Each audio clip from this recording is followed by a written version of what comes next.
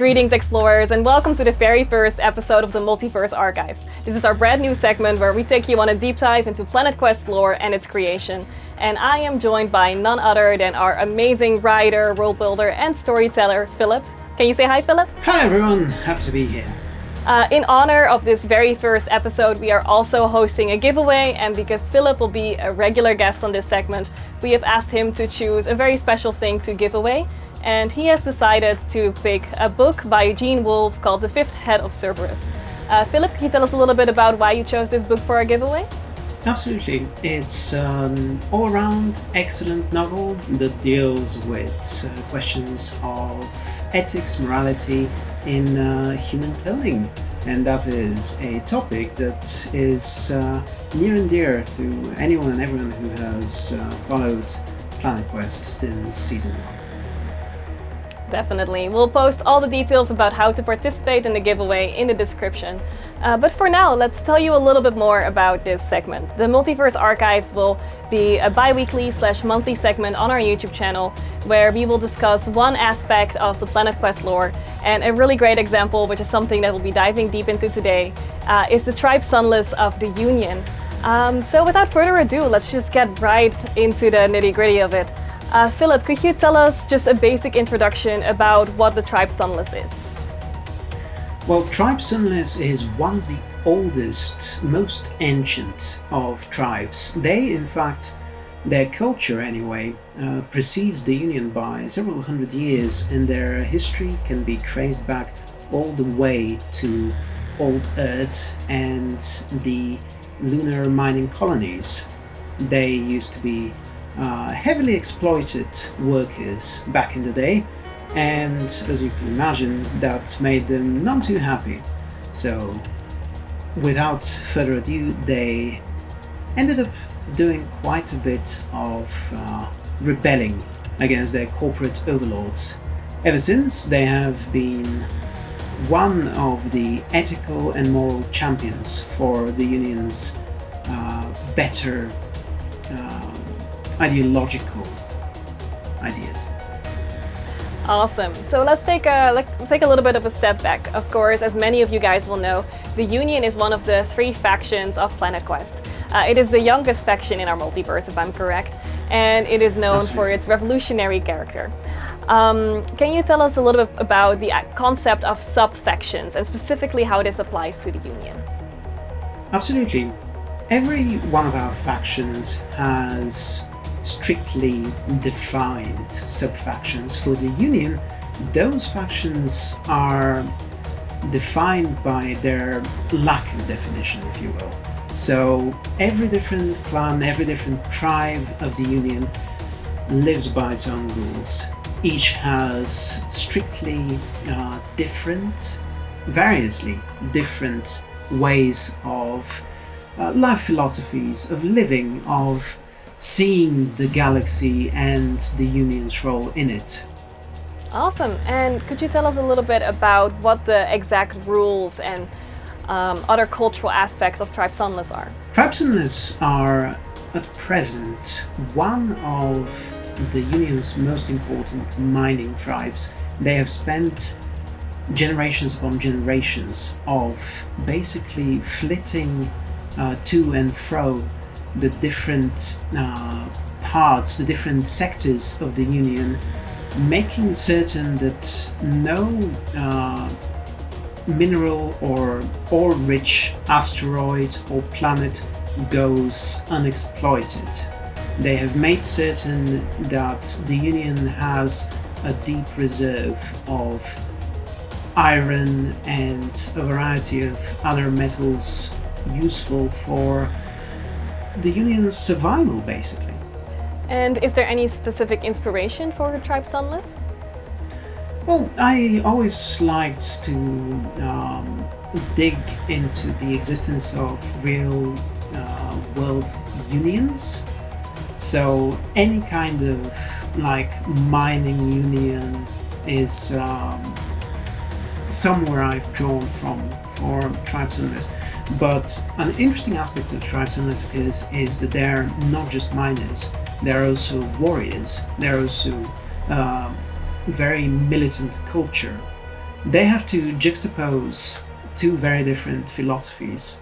A philosophy of taking care of people, of the people's needs, where all these mining and ore needs are concerned in peacetime, and then protecting the Union's ideas, its very ideological makeup in wartime. All right. This warrior identity that is prevalent in Tribe Sunless, is that something that they had before they joined the Union, or is that something that happened as they became a part of this bigger revolutionary faction? I would say that this warrior identity is what helped the Union to be crafted, to be forged in the fires of conflict in the first place. So how do you go about, as a writer and a storyteller, taking the concept of this big faction and then dividing that into these smaller organizations and bringing more depth and more life to what we now know the Union to be? It's not an easy task, but you have to remember that all of these sub-factions, they are different aspects of the larger faction, and we, since the beginning, since far before I came on board, the team has had a very clear idea of what each of these factions stands for. So in the case of the Union, we have all these positive ideological ideas that underpin the Union, equality, and equality being the leading one. But there are also many ideas that have a sort of role as the shadowy counterpart of these ideas of equality, fraternity, and so on. So the way I go about them is I make sure that every different sub-faction has almost a counterpart, a dark reflection. And I'm sure we will be talking about Tribe Sunless's dark reflections in due time. Yeah, definitely, because there's no way I'm gonna let that slide without trying to apply this to Tribe Sunless. What is their dark counterpart in comparison to the Union? Well, if we think about the larger structure of the Union, and we think of Tribe Sunless as this sub-faction that in many ways exists to serve the larger interests of the Union, then we have to look at one of the most selfish and most self-interested factions of the Union as its counterpart. And to me, in many ways, that would be the Red Moons. The Red Moons, for those unfamiliar, can you tell us a little bit about what that is? The Red Moons are one of the more selfish and darker of our tribes. They're not actually a tribe, they're a clan. Sometimes I myself get these mixed up, but the two have a slightly different connotation. And the Red Moon clan is one clan that is very much interested in its own existence. They are very much militaristic, whereas the Tribe Sunless is very much involved with the idea of using war as a tool for peace. For the Red Moons, war is nothing less than its own purpose, its own end goal. All right. So this means that within this broader faction that is the Union, we have these kind of opposing moralities between the factions, or between the sub-factions, which I'm sure as a writer, especially in context of our storyline, gives you some interesting stuff to play with.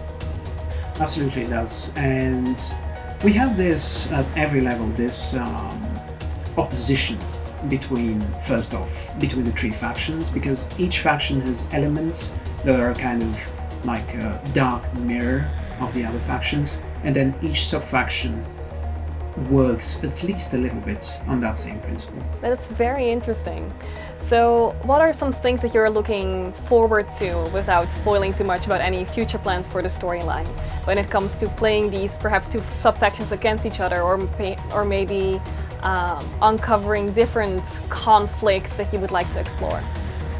Well, by the time that this first episode airs, I am absolutely certain that in the Season 3 storyline, Tribe Sunless and the Red Moons will be in an open conflict among one another, and it will be down to our community to decide the ways in which this open conflict reaches some sort of resolution, or is at least limited in some way as it develops further. And could you tell us maybe a little bit about some prominent characters of either Tribe Sunless or the Red Moons that we've seen or will be seeing in the future? Well, to talk about the Red Moons' prominent characters would be to give away the game entirely, but I will say that the Red Moons are at present at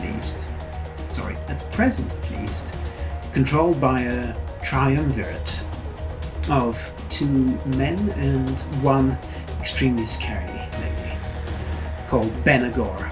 We have met her shortly, just for a little bit, in the season 1 premiere, but we will be seeing a lot more of her and her fellow triumvirs as well. As for Tribe Sunless, we have one particularly prominent character, perhaps one of the Union's most important characters, Ige Phoenix, the speaker of the Vox, and something of a leader figure for the entire Union at present. Now, of her we know a little bit. We know, for example, that she got her scars by trying to save children while on one mining operation, one just very average mining operation that went horribly wrong for the shipmates that served on board her family's ship. Ige has since continued to operate in a way that shows that this sacrifice she made, this sacrifice that got her scarred for life, isn't really out of the ordinary for her. Ige will always place the good of the Union before everything and anything, before herself, and perhaps before even her tribe, although we'll have to wait to find out how much that is the case, and if it is the case at all. She is for sure a fascinating character in our storyline. We actually also have some really cool concept art of her, and we did a video not too long ago that I will also be sure to link in the description, where you can hear a little bit more about her story and see some of her earliest designs, which are absolutely beautiful. Oh yeah, I remember giving you some details for that video. That was fun. Yes, credit where credit is due. Philip gives me all the lore information for all the little shorts we make, which is very, very, very valuable. So thank you. Just a little. It's so much fun to just have this back and forth. It is. It's really fun and it's so useful. And we've got some really cool and good reactions from our community in seeing these little pieces of lore dropped, which is also what inspired us to do this. So a little shout out to you, Philip, and to our community. So Philip, you've mentioned that we've heard about the leading lady of the Red Moons in the earliest prologue, and I believe this is something you guys do quite often, where we plant these little seeds throughout earlier seasons of the storyline, which we only really see how they develop and what bigger pieces of the puzzle they are connected to way later down the line.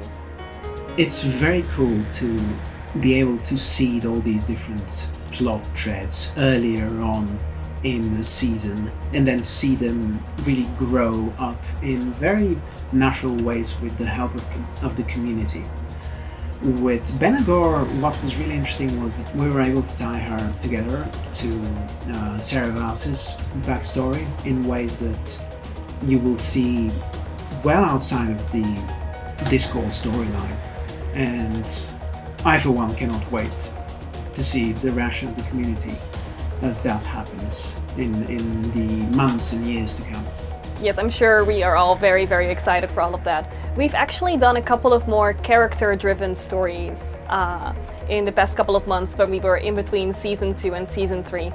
For those unfamiliar, I'm referring to The Air, which followed Ivana Crane, and Worlds Beyond Season 2, which followed the captain of the Crimson Wolves, Jared. Philip, do you have any, or let me phrase this differently.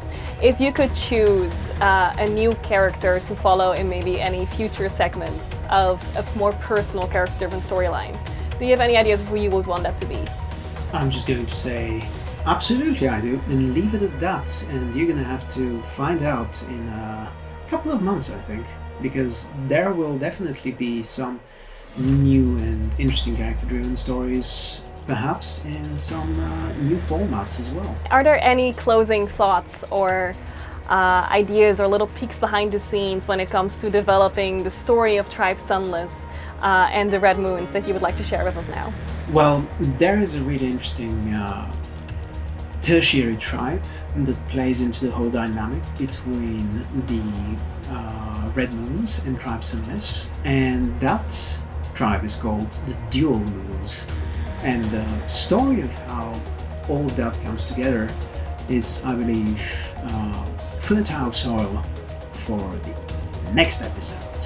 All right, that is a perfect ending to this very first episode of the Multiverse Archives. Thank you everybody for listening, and thank you, Philip, for answering all of my questions. If you have any ideas for any future topics you would like to see, or any burning questions about this mysterious third subfaction, please let us know in the comments below. Also, don't forget to check out our description for more information on how to participate in our giveaway, and stay tuned for our next episode. That is everything for now, Explorers. Back to your stations, and we'll see you on Discord. Bye everyone!